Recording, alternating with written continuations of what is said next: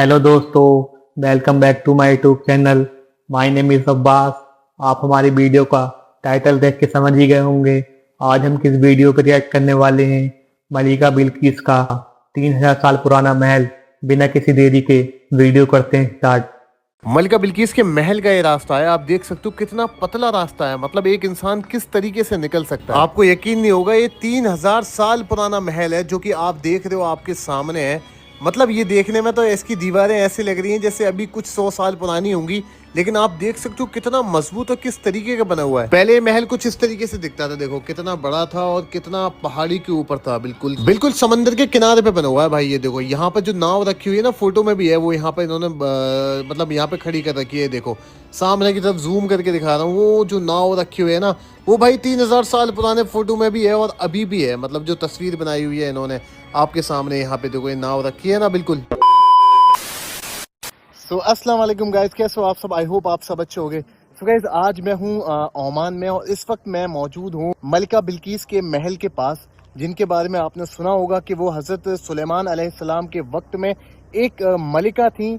सबा मतलब यमन के अंदर एक जगह है सबा, जिसको आज सबा किंगडम या शैबा कह करके बुलाया जाता है।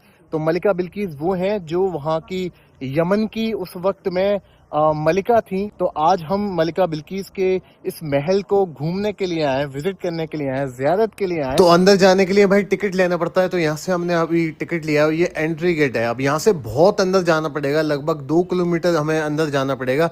तो यहाँ से टिकट लिया है, उसके बाद यहाँ से एंट्री होगी हमारी।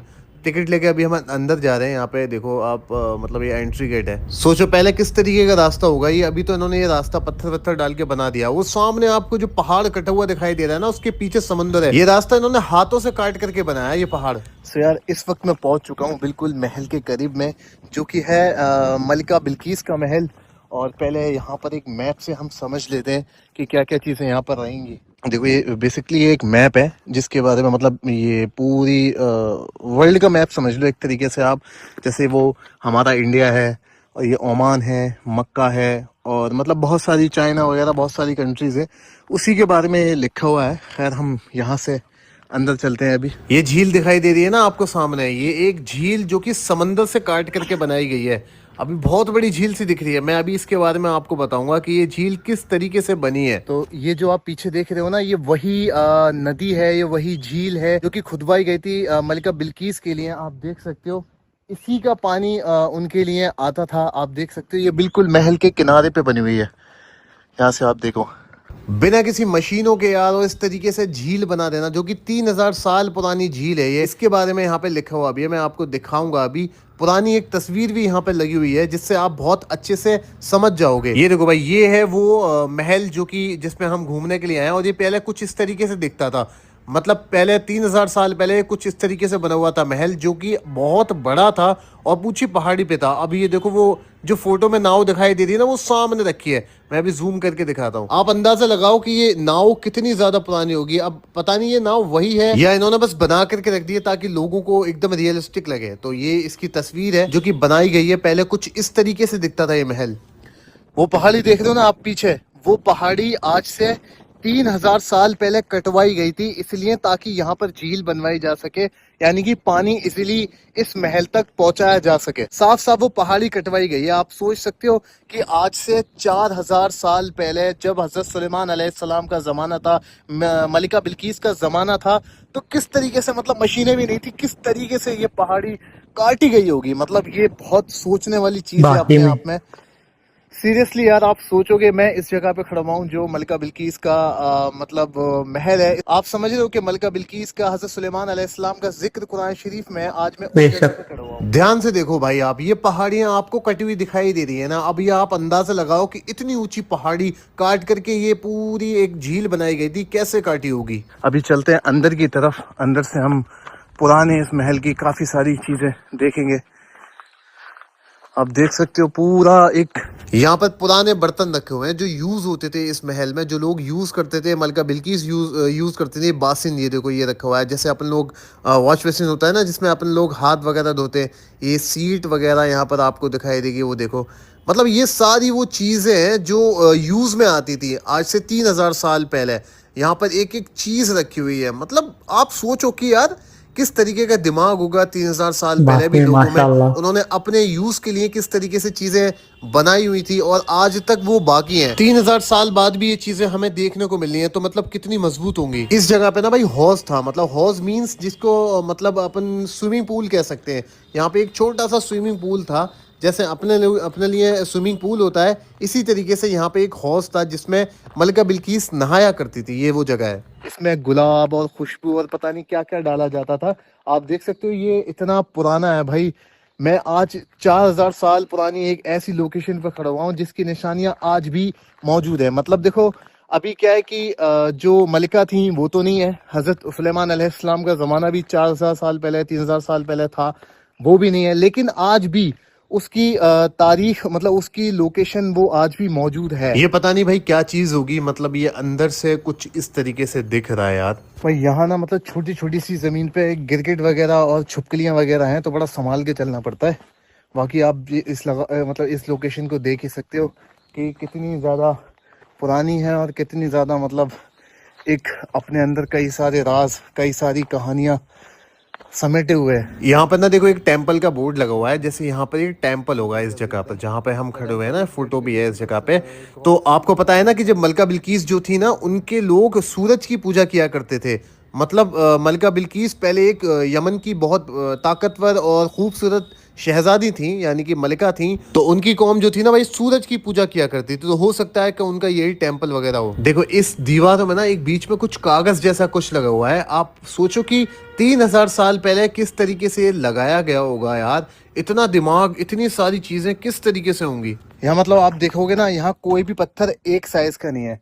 मतलब कोई पत्थर इतना बड़ा है तो भाई कोई पत्थर इतना ज्यादा बड़ा है, कोई पत्थर छोटा सा है। मतलब इसके बीच में भी काफी सारी छोटी छोटी सी जो है वो पत्थर लगाए गए हैं इसको बैलेंसिंग मतलब बैलेंस करने के लिए। तो ये इसी तरीके से है। आपको पता है कि जो मलिका बिल्किस थी वो यमन की रहने वाली थी। यमन की एक इलाका है जिसको अब शैबा कहते हैं, लेकिन पहले उसको सबा कहा जाता था। तो हजरत सुलेमान अलैहिस्सलाम के पास एक हुदहुद है, हुदहुद मतलब एक जो परिंदा है हुदहुद, वो आया और बोला कि मैं देख करके आया हूँ कि सबा के इलाके में एक मलिका है जिसका नाम बिल्किस है, और वो और उसके लोग सूरज की पूजा करते हैं, मतलब सूरज को पूजते हैं, सूरज को मानते हैं। तो हजरत सुलेमान अलैहिस्सलाम ने ना भाई उनको मलिका बिल्किस को ख़त भेजा, कहा कि यहाँ आकर के मेरे साथ इस्लाम कबूल कर लो या फिर जंग की तैयारी कर लो मुझसे। तो मलिका बिल्किस को लगा कि ये जो खत भेजना है, ये जो खत है ना, ये किसी आम शख्स का नहीं लगता। तो उन्होंने अपने बड़ों से मशवरा किया, जो उस वक्त उनके महल में बड़े बुजुर्ग थे, उनसे मशवरा करा कि क्या करना चाहिए। तो उन्होंने क्या करा कि उन्होंने खूब सारे ना गिफ्ट भेजे, मतलब बहुत सारे तोहफे भेजे हजरत सुलेमान अलैहिस्सलाम को, कि देखते हैं कि ये कोई सच में कोई मतलब अच्छी शख्सियत है, सच में कोई पैगंबर है, या फिर कोई एक ऐसी लालच के चक्कर में खत भेजा है।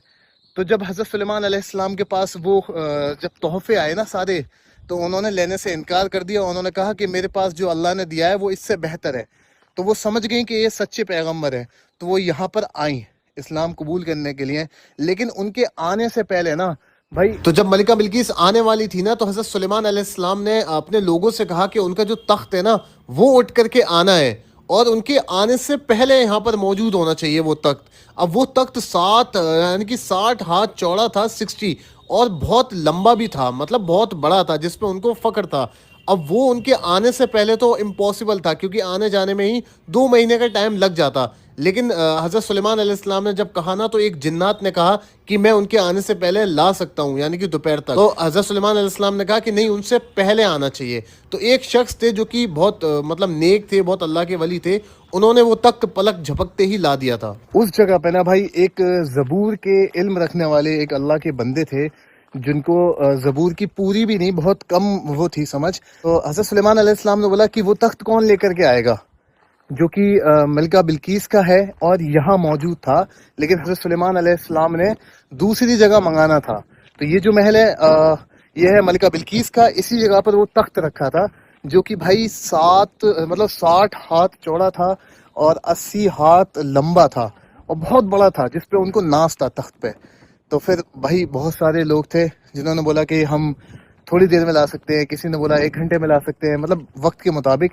किसी ने बोला कि ये जो मजमा लगा हुआ है इसके ख़त्म होने से पहले ला सकते हैं, लेकिन एक शख्स थे जिन्होंने बोला कि मैं वो आपके पलक झपकने से पहले ला सकता हूँ। तो उन्होंने फिर जिनको ज़बूर की थोड़ी सी वो थी, थोड़ा सा इल्म था, उन्होंने भाई एक पलक झपकते ही वो तख्त यहाँ ला दिया था। देख सकते हो भाई, ये रूम्स से बने हुए हैं, कितने सारे रूम्स बने हुए हैं, लाइक जैसे ये रूम्स हो, मतलब ऐसा लग रहा भाई ये कमरे बने हुए हैं। देखो तो सही, सीढ़ियाँ देखो किस तरीके से बनाई हैं पुराने ज़माने में। देखो यार, इस महल की ये दीवारें आज तक इसी तरीके से मौजूद है। मतलब आप अंदाज़ा लगाओ, इतना बड़ा महल जो कि सलामत है, आज तक उसके अंदर का ये रास्ता है। कुछ ख़तरनाक सा है, लेकिन भाई यहाँ जाना ज़रूर मैं समझूंगा। ठीक भाई, मुझे तो यहाँ पे डर लग रहा है, बट मैं ट्राई ज़रूर करूँगा। मुझे बड़ा मज़ा आता है ऐसी लोकेशन पे जाने में। भाई पुरानी चीज़ों की ना निशानियाँ आज भी ऐसी हैं जिनको देखने में इंसान की हवा टाइट हो जाती है। आप समझ लो भाई किस तरीके से मैंने ये सफ़र किया है। बाकी में ये मेरे लिए बहुत ज़्यादा चैलेंजिंग है। यही सब है ऊपर। अब देखो, पहले जैसा महल तो बचेगा नहीं, क्योंकि आज से 4000, 5000, 3000, मतलब लगभग 3000 साल के आसपास की बात है। सो अभी पूरी तरीके से तो बचेगा तो है नहीं। तो ये यहाँ पर मौजूद है उसकी निशानियाँ। लेकिन अभी भी आप अगर देखोगे तो बहुत ऊंची ऊंची बाउंड्रीज हैं, बहुत बड़े बड़े पत्थर हैं, मौजूद हैं। सोचो 4000 साल हो गए और अभी तक चीज़ें मौजूद हैं, तो कुछ तो अहमियत है ना भाई। तो आप अंदाज़ा लगा सकते हो कि वक्त आता है चला जाता है। तो ये सारी चीज़ें हमें इससे सीखने को मिलती हैं कि किस तरीके से हज़रत सुलेमान अलैहिस्सलाम ने और जानवरों पर, इंसानों पर और परिंदों पर, मतलब जिन्नों पर, सब पे हुकूमत की है। बाकी आई होप आपको ये व्लॉग अच्छा लगा होगा यार, और अगर अच्छा लगा है तो चैनल को सब्सक्राइब कर दो। जरा सोचो दोस्तों, 3000 साल पहले ये महल कैसे बनाया होगा, बिना सीमेंट के, बिना रेते के, जो आज भी वहीं पे रुका हुआ है। तो दोस्तों कमेंट में बताना ये वीडियो आपको कैसी लगी।